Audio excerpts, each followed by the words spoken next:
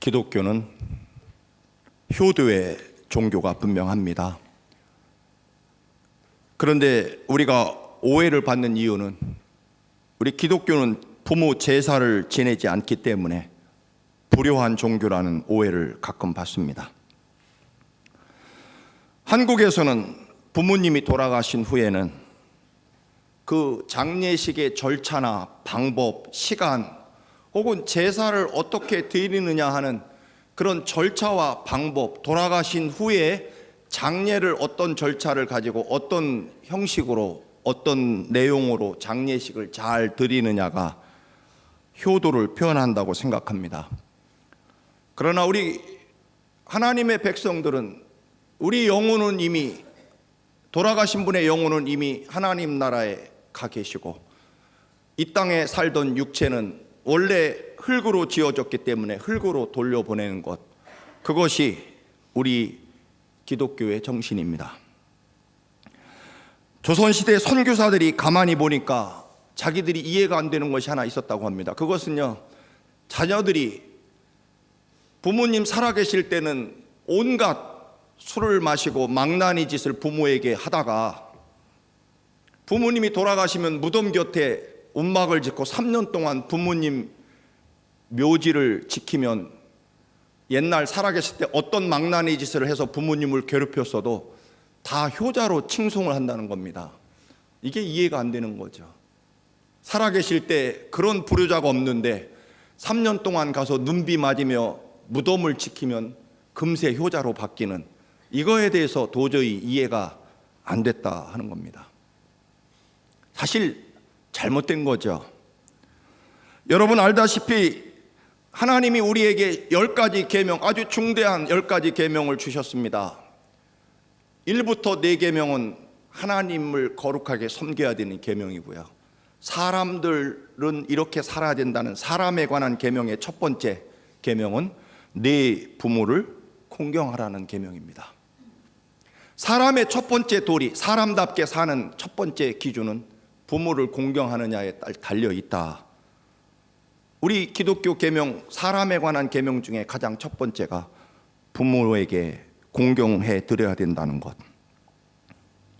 그렇기 때문에 사람답게 살려면 첫 번째가 부모를 어떻게 모시느냐가 사람다움의 결정체다라고 하는 것입니다. 이 외에도 부모님에 대한 효도의 계명은 우리 성경에 사실은 수백 군데도 더 찾아낼 수 있습니다. 대표적으로 출애굽기 21장 17절에 보면 아버지나 어머니를 저주하는 자는 반드시 죽일지니라. 신명기 21장 18절 사람들에게 완악하고 패역한 아들이 있는데 어머니 아버지 말에 순종하지 않고 부모님이 책망을 해도 그 말을 듣지 않으면 모든 성읍 사람들이 모여서 그 아들을 돌로 쳐 죽일지니라.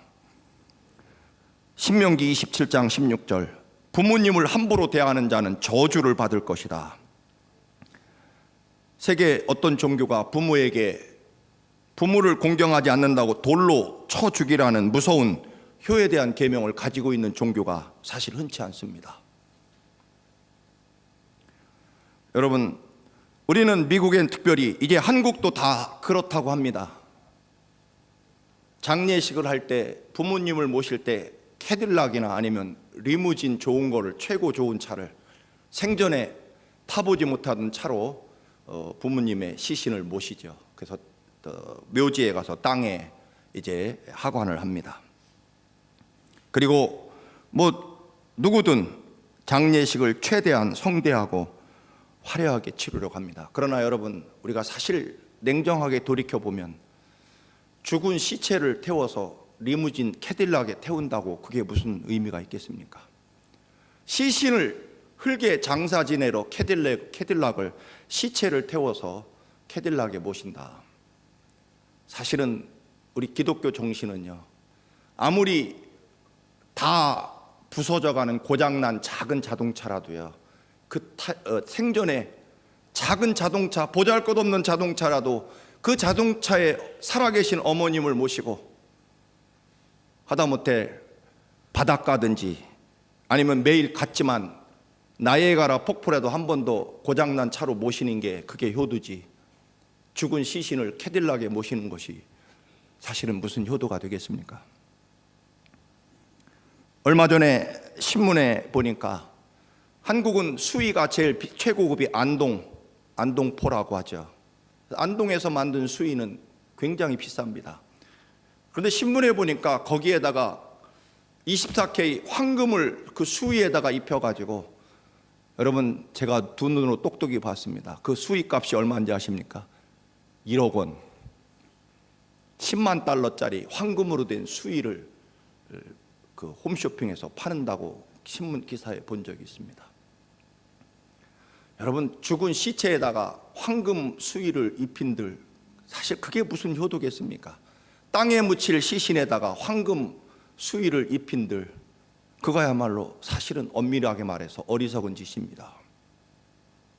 여러분, 그저 평소에 살아계실 때 예쁘고 고운 옷 한 벌 사드리는 것이 효도지, 죽은 시신에다가 효도한들, 그거야말로 가장 어리석은 인생 중에 하나다, 그렇게 분명히 말할 수 있습니다. 왜 부모에게 공경해야 될까요? 그것은요, 하나님 앞에서 우리는 은혜를 아는 사람이 되는 것이 가장 중요하기 때문에 그렇습니다.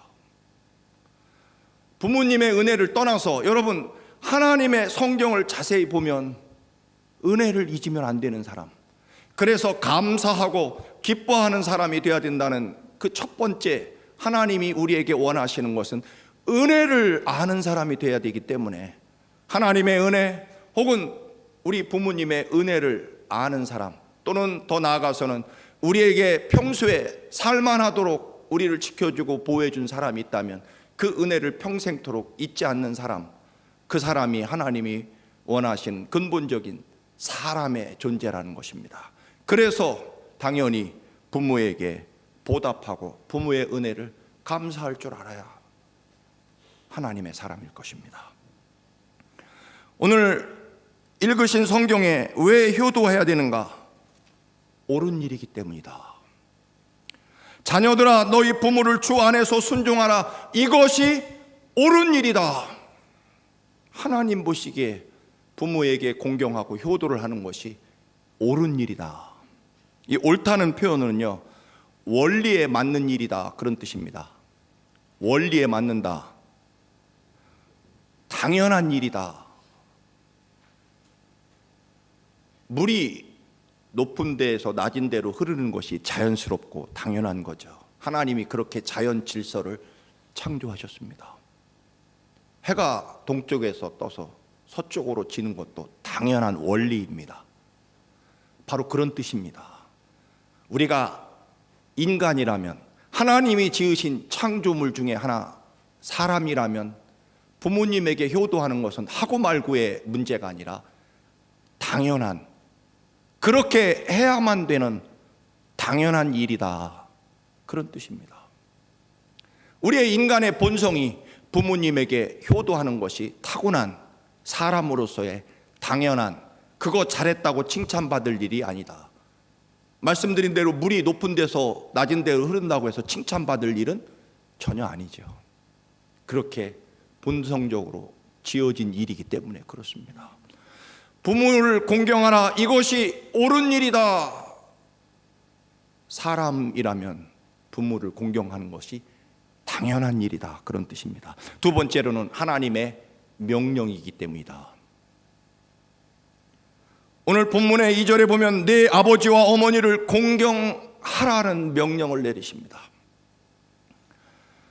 사실 여러 번 말씀을 드립니다만, 저는 젊었을 때는 흔히 말하는 목사들처럼 새벽 기도를 누가 만들었을까? 정말 새벽 기도 너무 힘들고 어렵고, 그런데 저도 점점 잠이 없어서 그런지 여러분, 점점 시간이 갈수록요, 새벽 기도 때 받는 은혜가 너무 큽니다. 저는 그렇습니다. 요즘에 사랑은 하나님께 속하였다, 그 단어의 뜻을 발견하고 새삼스럽게 은혜를 받습니다. 사랑이 하나님께 속했다는 말은요, 그 속한다는 단어는 출생했다는 뜻입니다. 하나님의 사랑과 용서 때문에, 예수 그리스도의 십자가에 피 흘려 죽으신 그 은혜 때문에, 그 사랑과 용서 때문에 우리가 출생했다는 겁니다. 우리는 하나님의 용서와 사랑으로 출생한 사람들이다. 우리의 피 속에는, 우리의 존재 속에는 하나님의 용서와 사랑 때문에 우리가 이렇게 이 땅에 존재하고 태어났다는 것입니다. 아버지의 피 속에, 예수님의 피 속에 사랑과 용서가 흐른다면 우리도 그 DNA, 우리가 적어도 하나님의 자녀라면, 하나님의 자녀로 거듭 태어나서 하나님의 자녀라고 여러분이 믿는다면 우리 피 속에도 똑같이 예수 그리스도의 피, 즉 DNA는 사랑과 용서라는 그 피가 우리 속에 흘러야 우리가 하나님의 진짜 자녀라는 것입니다. 사랑이 하나님께 속했다는 말은 너희들의 본성이 사랑과 용서로 존재한다는 뜻입니다. 그렇지 않으면 하나님의 자녀가 아니라는 것입니다. 때문에 우리가 부모에게 공경해야 한다는 이 명령은 당연히 우리의 피 속에 흘러야 되는 하나님의 거룩한 성품 중에 하나다라고 하는 것입니다. 주님의 말과 명령에 순종해야 된다는 것. 세 번째로는 오늘 본문에 의하면 복을 받는 명령이기 때문입니다. 성경에 수많은 약속들이 있지만 특별히 이것을 지키면 네가 복 받을 것이다. 당연한 일이고 명령이기 때문에 지켜야 되지만 더더군다나 중요한 일은 네가 부모에게 효도해야만 복을 받을 수 있다라고 하는 것입니다. 불효자가 부자가 될 수 있고 잘 될 수 있을 것입니다. 그러나 우리가 자세히 보면 불효하는 자식의 집안치고 잘 되는 집안은, 후손들이 잘 되는 집안은 절대로 없을 것입니다. 부모를 공경하라, 이것은 약속이 있는, 다른 말로 말하면 이 계명은 축복이 담겨 있는 계명이다. 이것을 지키면 복을 받게 될 것이다. 반드시 축복이 보장된 계명이 부모에게 효도하라는 계명. 유독 이 계명에다가 복을 붙여서 약속의 계명으로 하나님이 허락하십니다. 여러분, 복 받으려면 부모님에게 효도해야 됩니다. 믿으시기를 주님의 이름으로 축원합니다. 성경에 자녀를 위해 자신을 희생한 어머니 수르보니게 여인 이야기가 나옵니다. 자기 딸을 고치기 위해서 예수님 앞에 나왔습니다. 예수님이 이방 여자인 수르보니게 여인에게 나는 개와 같은 너에게 내 자녀의 떡을 줄 수 없다. 여인은 자기 딸을 위해서 개 취급을 당연히 감당합니다. 그게 오늘날 우리의 어머니의 사랑일 것입니다. 회당장, 가장 고상하고 품이 있던 유대 종교 지도자 야이로가 자기 딸이 죽어가자 주님 앞에 나와 엎드려 제 딸이 죽어갑니다, 살려달라고 주 앞에 엎드려 무릎을 꿇고 사정합니다. 그 품이 있고 고상한 아버지도 딸을 살리기 위해서 주님 앞에 나와 온갖 유대인 지도자로서의 모욕과 자존심을 포기합니다. 그게 이 시대의 우리의 아버지입니다. 오늘 말씀드린 대로 사실 우리는 대부분 효도를 받아야 될 위치에 있지만, 그러나 효도를 받으려면 이런 부모가 되어야 되겠구나, 그렇게 또 오늘 우리는 결심하고 위로받을 수 있어야 될 것입니다. 롯의 이야기를 다시 드립니다. 롯은 우상을 섬기던 한 이름 없는 모압 출신의 이방 여자였습니다. 그러나 롯은 성경에 예수님의 족보에 나오는 4명의 위대한 여인 중에 이방 여인으로 예수님의 육신의 조상으로, 할머니로 기록되어 있습니다.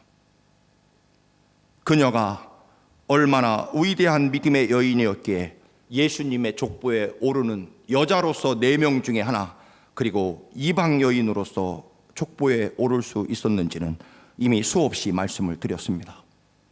그러나 오늘 효도를 받아야 되는 우리들이 이렇게 해야 효도를 받겠구나, 혹은 내가 이런 자녀가 돼야 복을 받겠다라고 하는 생각으로 이 말씀을 다시 꺼냅니다. 유대 베들레헴 땅에 흉년이 들어 엘리멜렉이라는 사람이 부인 나오미를 데리고 두 아들과 함께 모압 땅, 이방 땅으로 이민을 갑니다.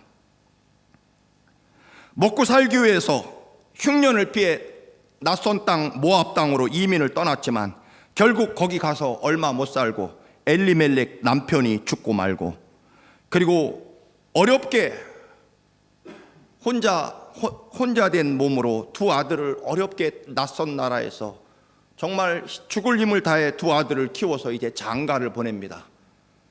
그런데 장가를 보내자마자 시름시름 두 아들이 앓더니 또 두 아들마저 다 죽어버립니다.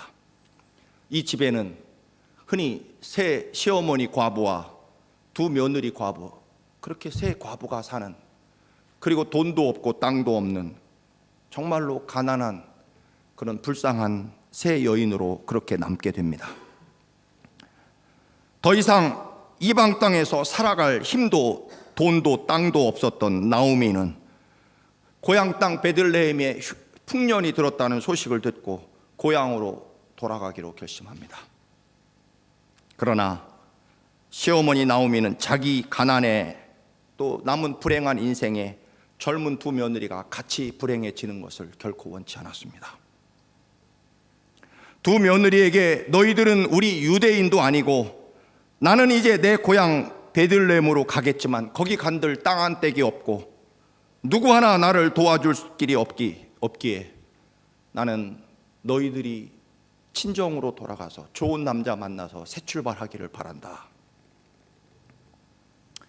결국 간절한 시어머니의 눈물 어린 부탁에 진심으로 오르바는 큰 며느리는 울면서 친정으로 돌아갔죠. 그러나 작은 며느리 룻은 끝까지 시어머니를 따라 유대 땅 낯선 나라 베들레헴까지 따라갑니다. 그리고 말씀드린 대로 예수 그리스도의 구원의 역사, 위대한 인류 구원의 역사, 예수 그리스도의 족보에 그 이름이 찬란하게 기록됩니다. 수없이 말씀드린 대로 이 세 여인은 인생이 참으로 난감하고 가장 불행한 삶이었습니다. 시어머니는 잘 살아보겠다고 이민을 왔다가 모압 땅에 가서 한 일은 남편 질병으로 병수발하다가 겨우 두 아들 장가 보냈더니 또 그 두 아들마저 죽게 되는, 그래서 남편과 두 아들 병치레하고 장례식 치른 것이 모압 땅에서 한 인생의 전부였습니다. 그리고 남겨진 것은 젊은 두 과부 며느리와 극심한 가난과 배고픔이었습니다. 사실 젊은 시절이라면 어떻게든 살아가겠지만 이제 나이 들어 늙은 몸으로 지금처럼 양로원이나 널싱홈이 있는 시절이 아니기 때문에 적어도 2500년 전, 3000년 전에 유대 땅에 홀로 된 할머니, 그 인생은 정해져 있습니다. 떠돌다가 길바닥에서 그렇게 죽으면 죽는 것이 그 당시 힘없는 할머니, 재산 없는 할머니의 인생 말년 정해진 일이었습니다. 물론 두 며느리를 데리고 베들레헴으로 돌아가 지금이나 그때나 한 번 시집 오면 그 집 귀신이 되어야 되는 것이 법칙이었기 때문에 두 며느리에게 너희들은 내가 죽을 때까지 돈을 벌어서 시어머니인 나를 공양해야 된다, 그렇게 의무를 부여할 수도 있었을 것이고, 그러면 나오미는 좀 더 편안한 인생을 살 수 있었을지 모릅니다. 그러나 자신의 편안한 노후를 위해서 두 젊은 며느리의 인생을 붙잡아 둘 수는 없었습니다. 그것은 하나님에 대한 믿음 때문이었을 것입니다. 내 한 몸 희생하고 두 젊은 며느리의 남은 생애가 행복한 것이 하나님이 내게 원하시는 뜻이라고 생각했기 때문일 것입니다.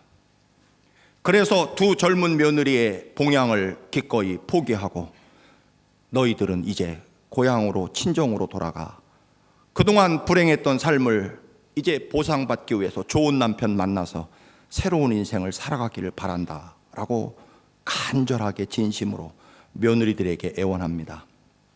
여러분, 우리가 어떤 선택을 할 때 내 욕심이나 경험과 감정대로 선택하는 사람은 하나님의 구원의 축복의 역사에서 사라질 수밖에 없습니다. 왜냐하면 내 욕심과 내 계산에 의해서 뭔가를 선택하면 하나님의 구원에 예비된 축복의 길에서 벗어나게 된다라고 하는 것입니다. 큰 며느리 오르바는 결국 친정으로 돌아가고 성경에서 그 이름은 사라지게 됩니다. 그러나 우리가 아는 대로 작은 며느리 룻은 끝까지 시어머니의 옷자락을 붙잡고 어머니, 저를 친정으로 돌아가라고 하지 마십시오. 저는 절대로 죽어서도 어머니 곁을 떠나지 않을 것입니다. 어머니의 하나님이 내 하나님일 것이기 때문입니다. 어머니 죽는 곳에서 나도 함께 죽을 것이고, 어머니 죽는 일 외에 그 어떤 이유로든 어머니 곁을 떠나면 저는 저주를 받을 것입니다라고 말합니다. 여러분, 누군가를 우리가 사랑할 때, 누군가를 가까이 할 때 우리는 보통 그 사람을 가까이 하면 내게 얼마나 이익이 될 것인지, 또는 내가 성공하는데 얼마나 도움을 받을 것인지를 먼저 계산하기가 사실 쉽습니다. 그렇다면 룻은 왜 어머니를 따라서 베들레헴 다른 나라로 끝까지 시어머니를 따라가겠다고 했을까요? 시어머니가 감추어둔 유산이 베들레헴에 있다거나, 아니면 어느 날 갑자기 유산을 상속받아서 시어머니가 부자가 될 가능성이 있기 때문에 그것을 봤기 때문에는 전혀 아닙니다. 시어머니가 눈물로 너희들은 나를 따라오면 처절하게 가난하고 불행한 인생이 될 것이니 친정으로 가서 새 출발하라고 간곡하게 애원을 할 정도이기 때문입니다. 그리고 실제로 고향에 가서 한 일은 남의 밭 수확하고 남은 땅에 떨어진 보리이삭 주워다가 먹는 그런 삶을 살아가게 됩니다. 그런데 오늘 룻은 시어머니에게 감추어진 재산이 있어서가 아니라 그 이유를 명확하게 밝힙니다. 어머니의 하나님 때문입니다. 어머니의 하나님이 내 하나님이기 때문입니다라고 고백합니다. 이유는 한 가지입니다. 어머니 믿는 하나님 때문입니다. 어머니와 함께 하시는 하나님을 나도 믿을 것입니다. 사실 모압 여자이기 때문에 시집 온 지 10년 동안의 신앙을 가진 것이지, 모압 여자가 여호와 하나님을 믿을 수는 없었을 것입니다. 결국 시집 와서 시어머니에게 받은 신앙을 물려받은 것일 것입니다. 룻이 시집을 와서 본 것은 시어머니의 철저한 불행한 인생밖에 본 것이 없지 않습니까? 시집 와서 보니 시아버지 돌아가셨고, 그리고 두 아들도 죽었습니다. 잘 살아보겠다고 이민을 와서 죽도록 고생하다가 남편 죽고, 그리고 장가 보낸 두 아들 겨우 키워 놓았더니 시름시름 앓다가 죽어버렸습니다. 룻이 시집 와서 본 시어머니 나오미의 삶은 단 하루도 행복한 날은 없었습니다. 남편 병수발, 그리고 두 아들 병수발로, 그리고 장례식 3번이 시어머니 나오미 인생, 그리고 남은 것은 죽음과 가난뿐이었습니다. 오죽했으면 차라리 죽더라도 내 고향 베들레헴에 가서 죽는 것이 낫겠다라고 결정할 정도로 처절하게 불행한 인생입니다. 말씀드린 대로 여러분 같으면 이런 시어머니 인생과 마지막까지 함께하고 싶겠습니까? 그리고 도대체 어머니 하나님을 그렇게 잘 믿었는데 도대체 결과가 뭡니까? 남편 돌아가시고 두 아들 죽은 것, 그리고 처절한 가난밖에 시어머니에게 하나님이 해준 게 뭐 있습니까? 라고 그렇게 말하고 싶을 수 있을 것입니다. 그런데 룻은요, 놀랍게도 그렇게 처절하게 시어머니를 불행하게 비극적 인생을 만들어 놓은 시어머니의 하나님을 나도 믿겠다는 것입니다.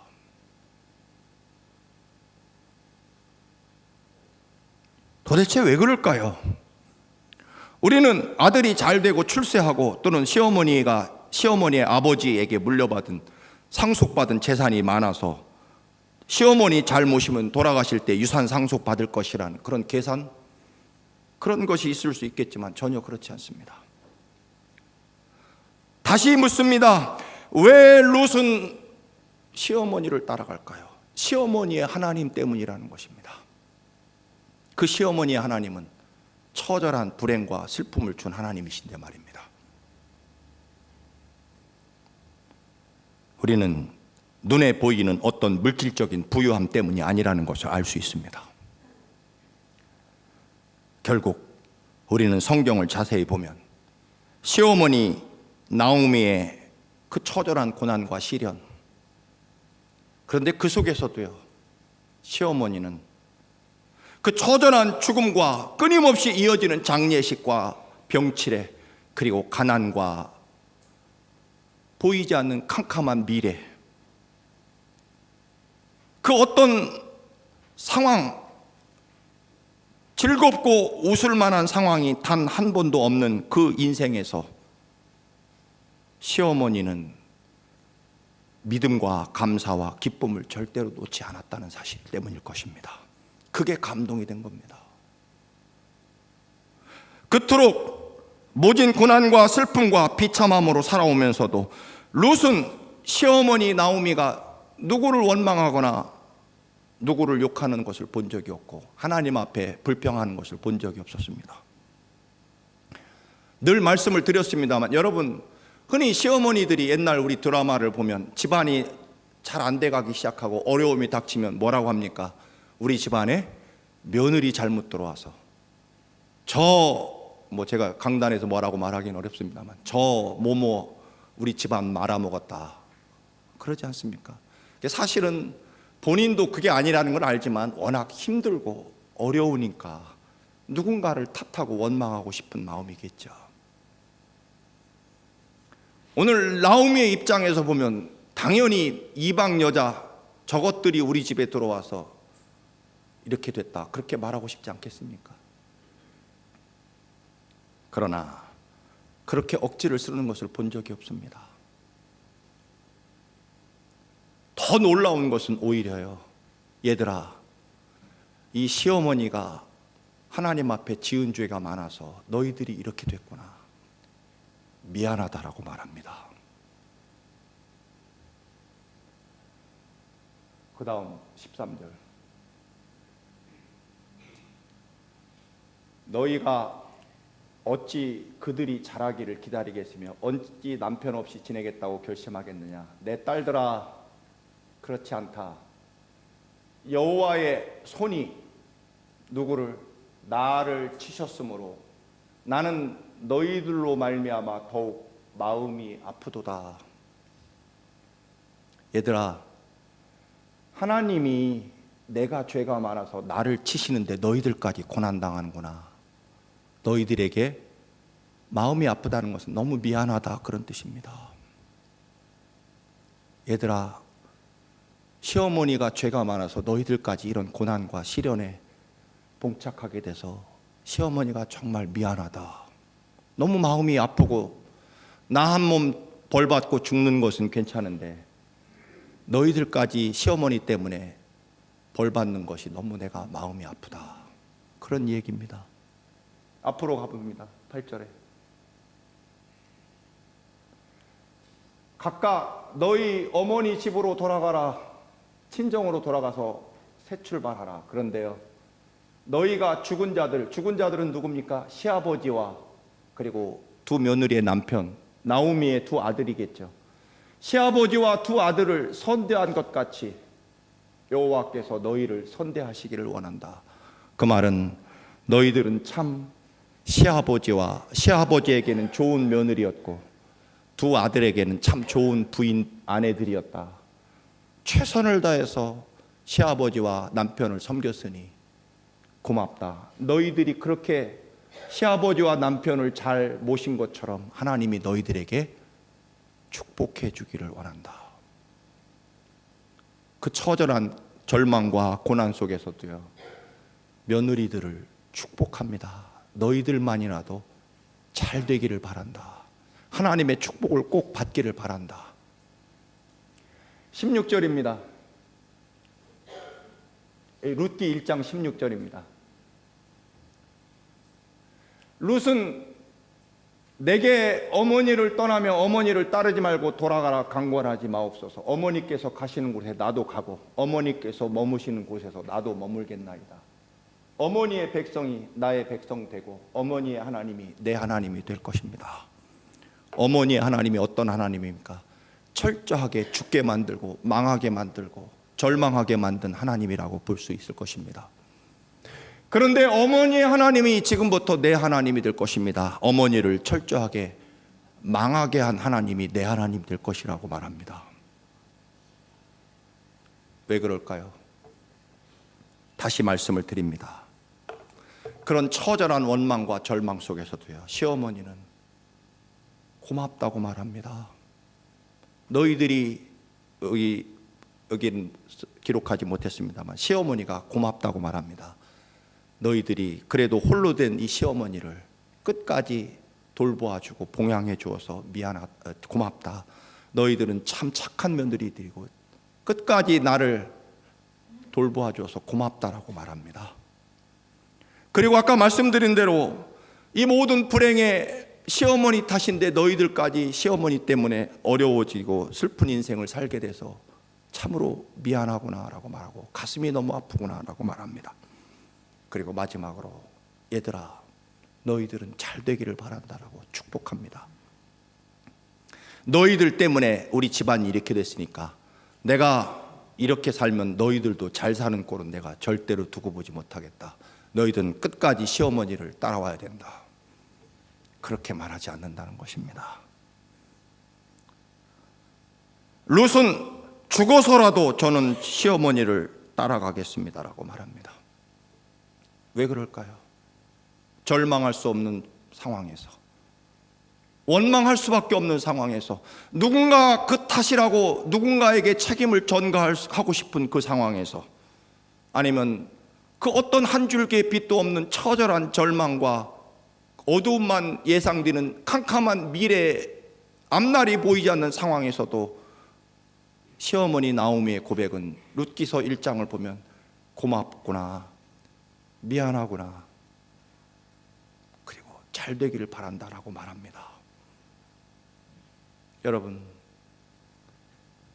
그런 시어머니의 하나님이 내 하나님, 돈 많아서가 아니라, 유산이 많아서가 아니라, 그런 처절한 절망과 괴로움의 상황에서도 고맙다고 말할 수 있고 미안하다고 말할 수 있고 잘 되기를 바란다. 나는 이렇게 됐지만 너희들만이라도 행복하기를 바란다라고 말할 수 있는, 그렇게 우리 시어머니의 영혼과 삶 속에 함께 하시는 하나님을 내가 믿고 싶다는 것입니다. 적어도 저런 인격과 저런 언어와 저런 고백을 할 줄 아는, 그렇게 만든 분은 여호와 하나님이시기 때문에 그 하나님이 내 하나님이 될 것이라는 것입니다. 그리고 룻은 시어머니를 따라서 베들레헴에 가서 보아스라는 참으로 훌륭하고 위대한 젊은이를 만나서 재혼하게 되고, 그리고 다윗의 증조 할머니가 되고, 다윗 왕의 증조 할머니가 되고, 그리고 예수님의 족보에 찬란하게 기록된 위대한 믿음의 여인으로 살아갑니다. 무엇 때문에요? 하나님을 볼 수 있었기 때문입니다. 사랑하는 청함교회 성도 여러분, 우리가 하나님을 볼 줄 아는 자녀가 되고 부모를 공경해야 되는 이유는 당연하고 또는 명령이고 또는 복받을 계명이기 때문에 또 한 가지를 덧붙이고 싶습니다. 우리 안에 늘 역사하시는 하나님 때문입니다. 여러분의 삶의 모든 선택의 기준이 하나님 때문이시기를 축원합니다. 눈에 보이는 그 어떤 것이 아니고요.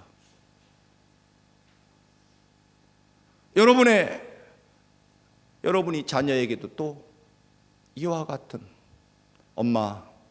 엄마의 하나님이 내 하나님이 되어야 되겠습니다.